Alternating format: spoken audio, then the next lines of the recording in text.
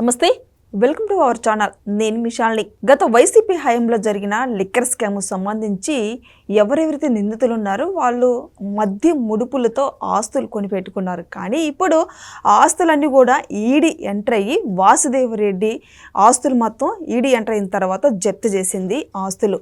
నిజంగా ఇంకా ఎంతమంది వెలుగులోకి ఉన్నారు, ఇలా ఈ ఆస్తులు కొన్న వాళ్ళు ఇంకా ఎంతమంది వెలుగులోకి వచ్చే అవకాశం ఉంది? దీని మీద పూర్తిగా విశ్లేషించడానికి మనతో స్టూడియోలో ఉన్నారు ప్రముఖ రాజకీయ సామాజిక విశ్లేషకులు అడుసుమల్లి శ్రీనివాస్ గారు ఉన్నారు. వారిని అడిగి చలని తెలుసుకునే ప్రయత్నం చేద్దాం. నమస్కారం సార్. నమస్కారం అండి.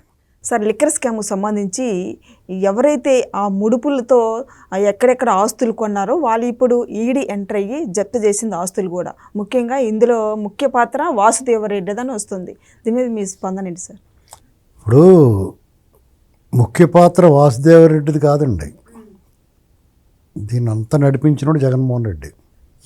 ఈ స్కాము చేసినవాడు కర్త కర్మక్రియ ఆర్కిటెక్ట్ రాజకేశ్ రెడ్డి.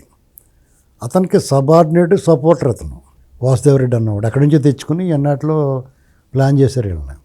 ఇదంతా చేయించింది ఎవరి కోసం? ఎవరో జగన్మోహన్ రెడ్డి.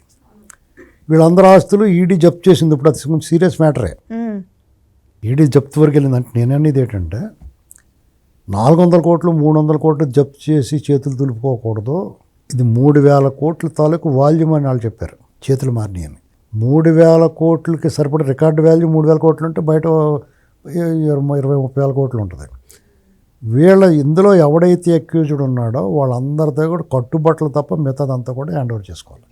ఈ పరిస్థితుల్లో ఎట్టి పరిస్థితుల్లోనూ కూడా ఈ స్కామ్లో ఇన్వాల్వ్ అయిన వాళ్ళు ఎవరి ఆస్తులు కూడా విడిచిపెట్టకూడదు. ఎందుకంటే వాళ్ళు డైరెక్ట్గా పట్టుపోరా అని చెప్పి అక్కడ పెట్టుకోరు కదా. వాళ్ళ చుట్టాల పేరున, వాళ్ళ భార్యల పేరున, వాళ్ళ పేరున అందరి పేరున పెట్టేసుకున్నారు వాళ్ళంతా. ఇప్పుడు రాజకేశ్ రెడ్డి అయినా ఆ స్విచ్ అక్కడ నొక్కితే ఇక్కడ వెలిగింది, లేకపోతే అంతా దాక్కున్న బ్యాచే. ఇప్పుడు కొంతమంది వచ్చి లొంగిపోతున్నారంటే రాజకేశ్ రెడ్డి నీకు బెయిల్ లేదు పొక్కలేదు అంటేనే వీళ్ళందరూ వచ్చి దొరుకుతున్నారు. చాలా దారుణంగా ఉందండి పరిస్థితి. వీళ్ళు చట్టంతో న్యాయంతో వీళ్ళు ఆడుకుంటున్నారు. ఒక రకంగా చెప్పాలంటే దాగుడు మూతలు. అసలు వాళ్ళకి కించిత్ అపరాధ భావం లేదా మొక్కల్లో చూడండి. వీడు చెవిరెడ్డి భాస్కర్ రెడ్డి బయటకు వచ్చి ఏడేదో పెద్ద హీరో చిత్తంగా మాట్లాడుతున్నాడు. ఇక పైగా అందరినీ దూషిస్తున్నాడు, నిందిస్తున్నాడు, వాళ్ళ మీద శాపనకారాలు పెడుతున్నాడు. వీళ్ళ పట్ల ఇప్పుడు చెవిరెడ్డి భాస్కర్ రెడ్డి ఉన్నాడు, ఇందులో ఉన్నాడు. నువ్వు ఇందులో ఇన్వాల్వ్ అయ్యి కాబట్టి మొత్తం ఆస్తాడు బాబుతాడు కొడుకుతాడు అందరూ వాళ్ళ చుట్టుపక్కల చుట్టాలందరితో కూడా పట్టుకోవాలి.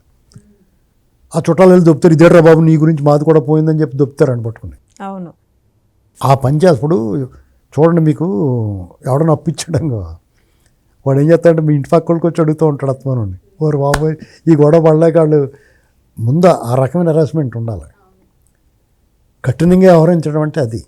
అంతేగాని మిమ్మల్ని అరెస్ట్ చేస్తున్నాం సార్, 2 సార్లు కూల్ డ్రింక్ అది ఇచ్చి కూర్చోబెట్టి బెయిల్ ఇచ్చిన తర్వాత సార్ మేము పంపించేస్తున్నాం సార్, టిక్కా కావాలండి, దుప్పటి కావాలా, ఇలాంటి సౌకర్యాలు కల్పిస్తే వాళ్ళు ఎందుకు లొంగుతారండి? చట్టము కఠినం మంది, అమలు వెన్నలాగా ఉంటుంది, మంద సున్నితంగా ఉంటుంది. అమలు చాలా సులభం. అసలు అది నొప్పే ఉండదు.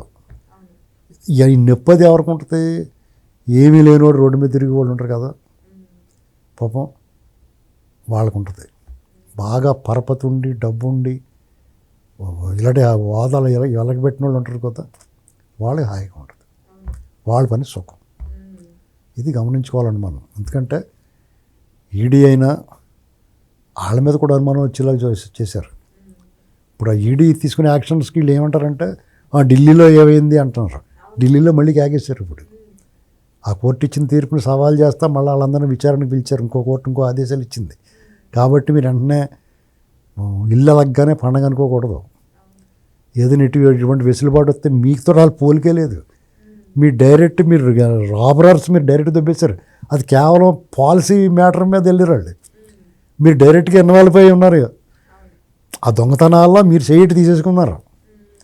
ఇప్పుడు పెళ్ళప్పుడు బిందెలు వేసుకుని బిందెలో ఉంగరాలు వేసి తీసుకుంటారు కదా, అలాగే మీరు ఆ దొంగతనాల్లో చేయటేసారు మీరు. కాబట్టి జగన్మోహన్ రెడ్డి అనేటువంటి వాడు అంతిమ దోపిడీదారుడు. అతను గుమ్మం వరకు వచ్చి ఆగకూడదు, ఆ గుమ్మం లోపలికి వెళ్ళాలి, అడుగు పెట్టాలి. 2 సార్లు మిమ్మల్ని పిలుస్తున్నారని చెప్పి తీసుకెళ్ళాలి. అతన్ని కస్టడీలో తీసుకుని అతని దగ్గర నుంచి కిందకి విచారణ రావస్తే మొత్తం పటాపు ఈ పాటి క్లియర్ అయిపోయాను. కింద నుంచి పైకి వెళ్ళేటప్పుడు ఈ పైన నుంచి వాళ్ళందరూ సర్దేస్తూ ఉంటాడు, డబ్బులు చేతులు మారిపోతూ ఉంటాయి. పైగా వాడు వచ్చి ఏం చేస్తాడో భయంతో ఉంటాడు. అసలు అతన్నే మూసారనుకో, ఓరు బాబా అతన్నే మూసారు, మనకి ఎందుకు వచ్చినా మనం ఉన్నదా చెప్పేస్తారు. మరి దర్యాప్తు ఎందుకు కింద నుంచి వెళ్తున్నారో తెలియదు. అతను మూసేసి ఇప్పుడు ఎందుకంటే అతనే చూపించాడు దారి. ఏ ఆధారం లేకుండా, కనీసం ఎఫ్ఐఆర్ లేకుండా చంద్రబాబు నాయుడు గారిని అరెస్ట్ చేసి 53 రోజుల పాటు జైల్లో ఉంచగలిగారు. ఇన్ని తప్పులు చేసి, ఇంత బందిపోటు దొంగతనాలు చేసి, డేలైట్ రాబరీ చేసినోడి లోపల పెట్టి జీవితాంతం బయట రాకుండా చూడొచ్చు. కేసు విచారణ జరిగి శిక్ష పడకుండానే అతను రిమాండ్లోనే జీవితం గడిచిపోతుంది. అన్ని నేరాలు చేశాడు. దర్యాప్తు బృందాలు ఆ వైపు ఆలోచిస్తే బాగుంటుందని నా ఉద్దేశం. సార్ ఇప్పటికీ ప్రజలు అదే అడుగుతున్నారు, అరెస్ట్ అంటున్నారు కానీ ఇంకా అరెస్ట్ చేయట్లేదు. 1,000 కోట్ల మంది జనాలు కుటుంబాలు నాశనం అయిపోయాయి ఈ మద్యం స్కామ్ తాగి. మీకు అది ఎప్పుడో కాబట్టి ఫలిస్తుంది. ఎందుకంటే ఇన్ని కోట్ల మంది, ఇప్పుడు కొంతమంది ప్రార్థన చేస్తుంటారు, ఎవరైనా అనారోగ్యంతో ఉన్నారనుకో ఆయన కోలుకోవాలని ప్రార్థన చేస్తారు. ఇప్పుడు ప్రార్థించే పెదలో కన్నా సాయం చేసి చేతులు మిన్నంటారు. అలాగే ఊరికే ఇంతమంది కోరుకున్నారనుకోండి, అది మంత్రం కింద పనిచేస్తుంది అతనికి. శాపమైన మంచి కోరుకున్నా చెడు కోరుకున్నా మాట మంత్రం అయిపోద్ది. కాబట్టి ఇంతమంది అరెస్ట్ అవ్వాలి కోరుకుంటున్నారు. కాబట్టి ఆటోమేటిక్గా ఎప్పటికప్పుడు వాళ్ళందరూ బుద్ధి మారి నడే అని చెప్పి తీసుకుపోతారు అనుకుంటున్నాను నేను. నమస్కారం సార్. నమస్కారం అండి.